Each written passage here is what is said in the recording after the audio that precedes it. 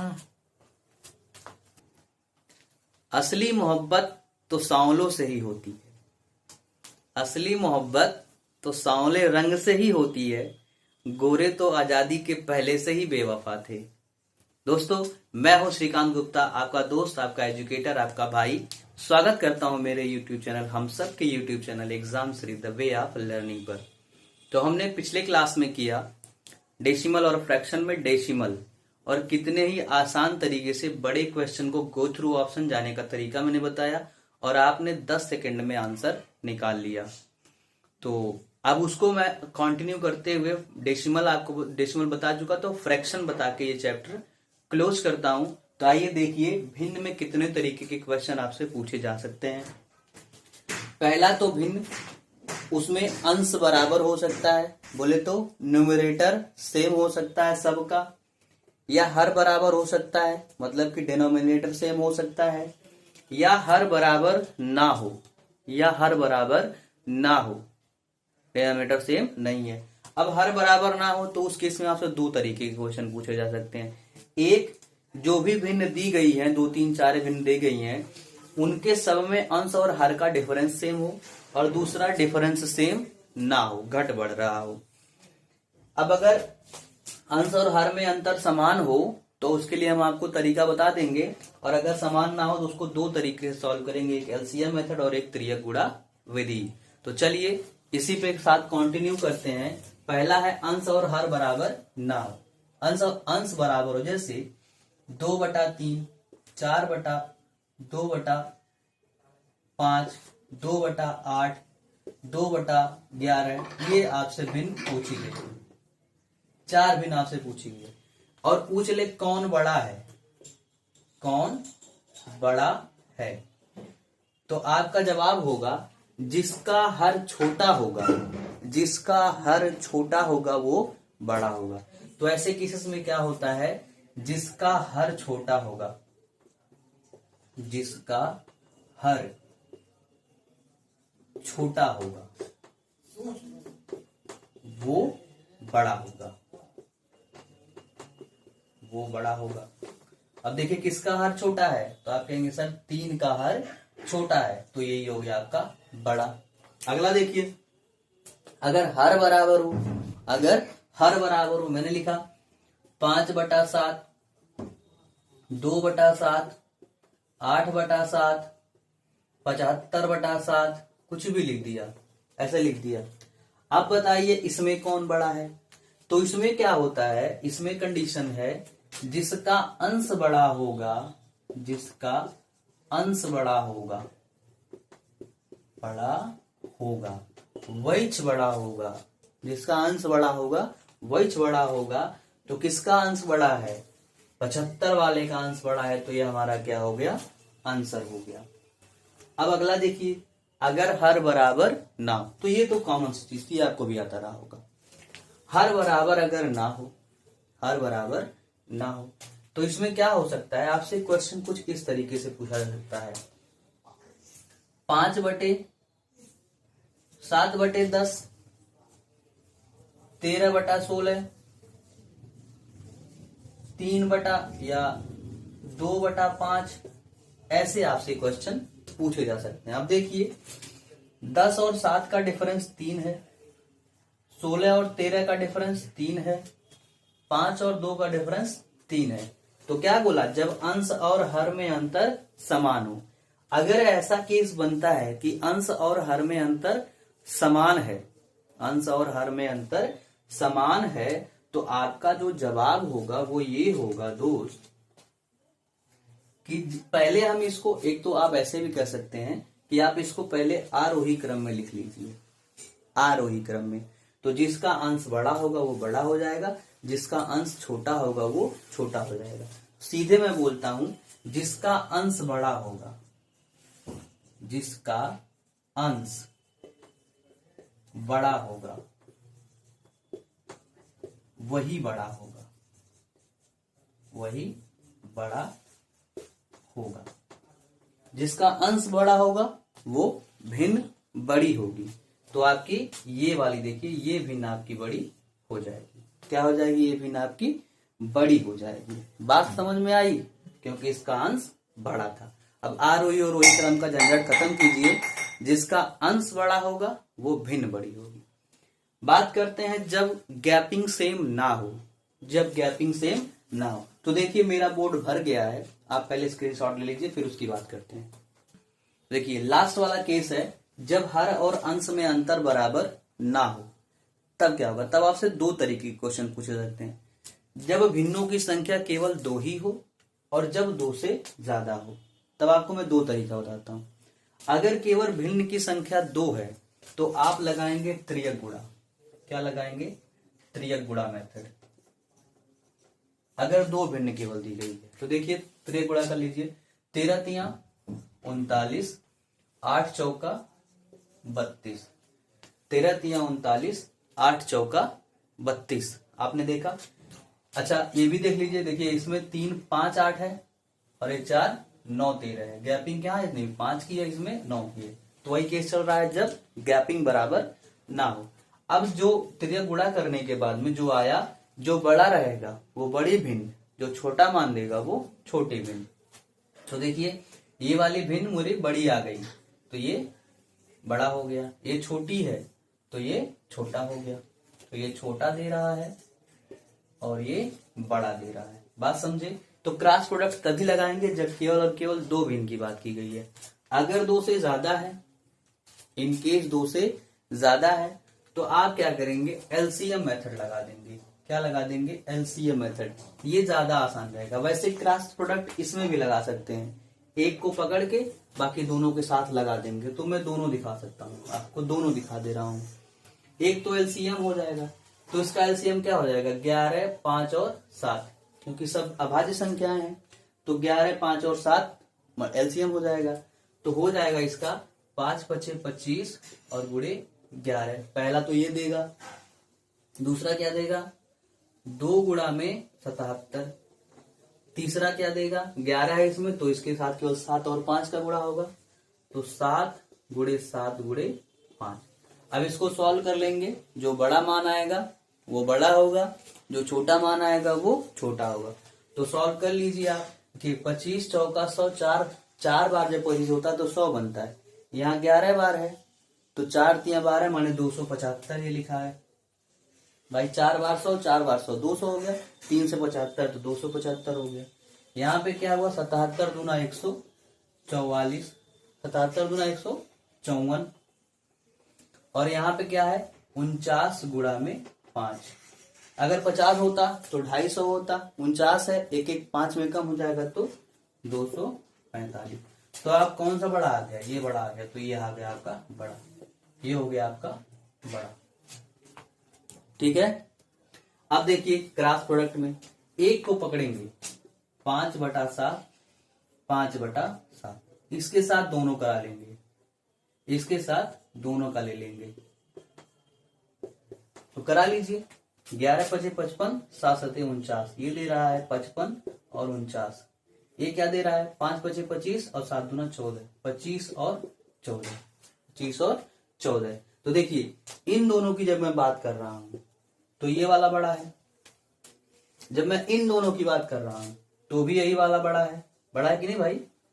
तो इसका मतलब ये वाला इससे भी बड़ा है, ये वाला इससे भी बड़ा है, तो यही सबसे बड़ा है, यही सबसे बड़ा है। तो आप दोनों लगा सकते हैं, एलसीएम भी लगा सकते हैं और आप ये क्रॉस प्रोडक्ट भी लगा सकते हैं। जो आसान हो आप बिल्कुल लगा सकते हैं।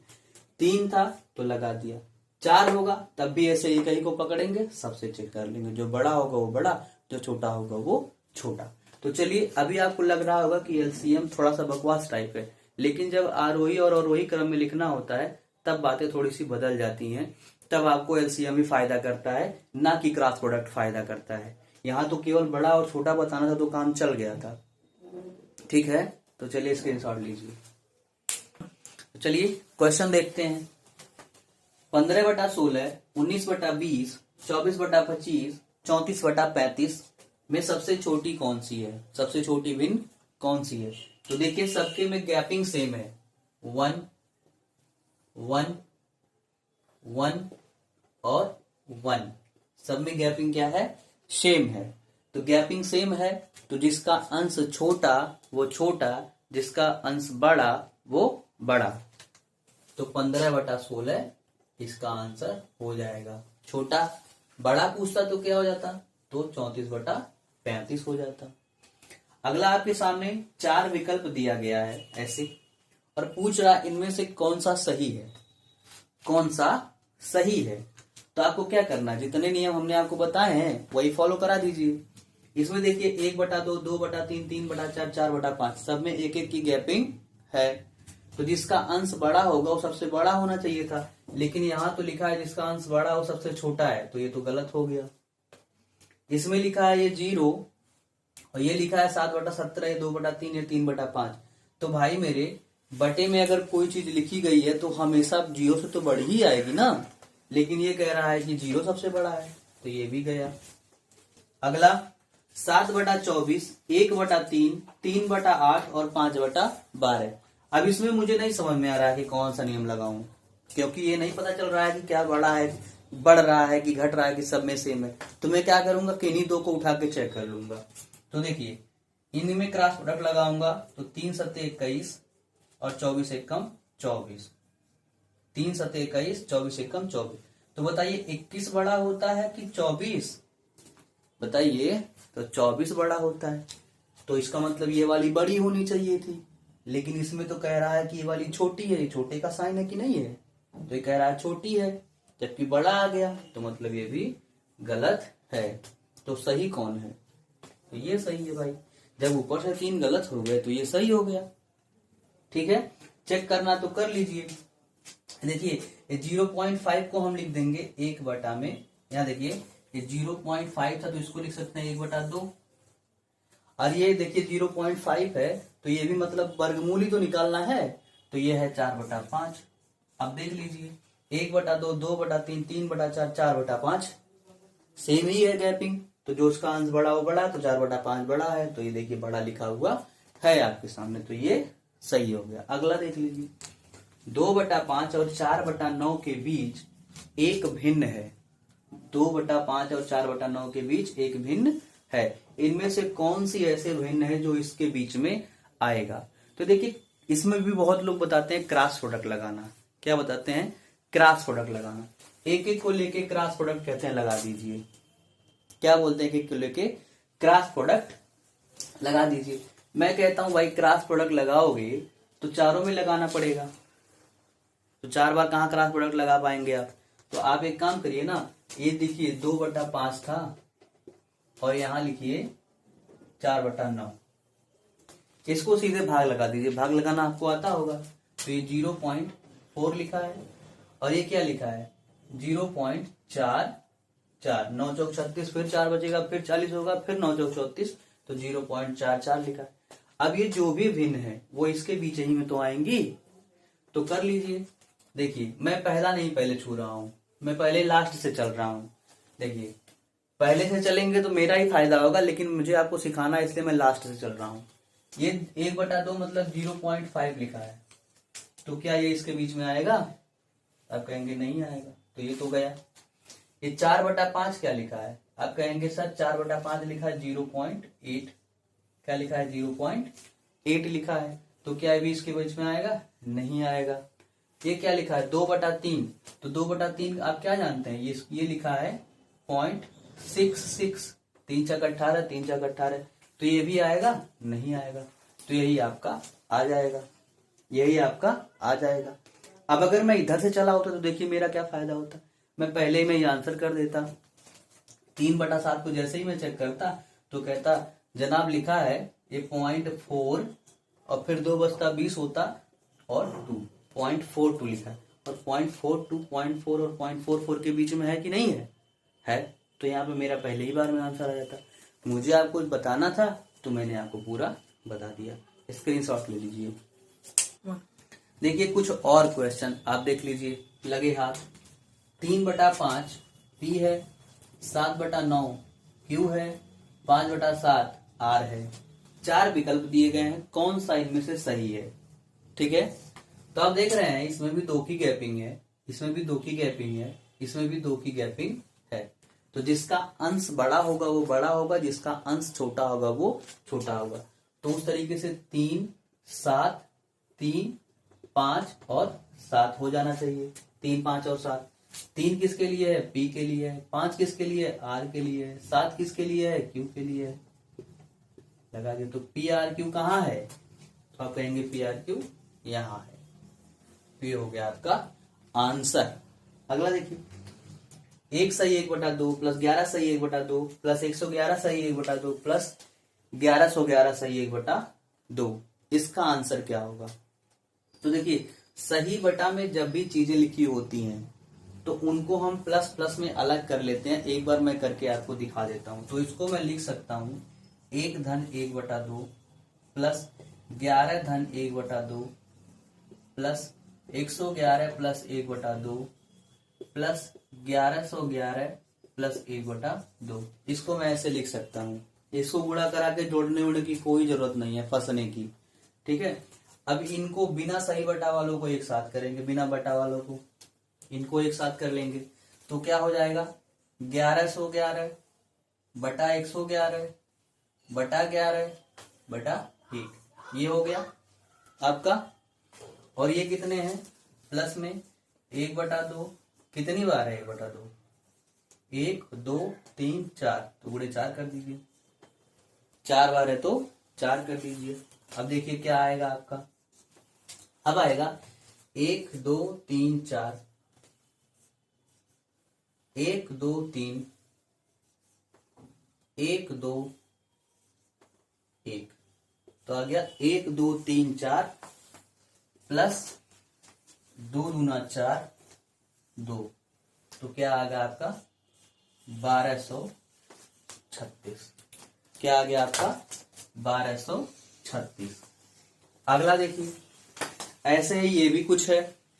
तो देखिए 999 999 999 999 999 999, 6 बार है तो लिखा मैंने 999 गुणा में 6 प्लस 1/7 प्लस क्या दिया?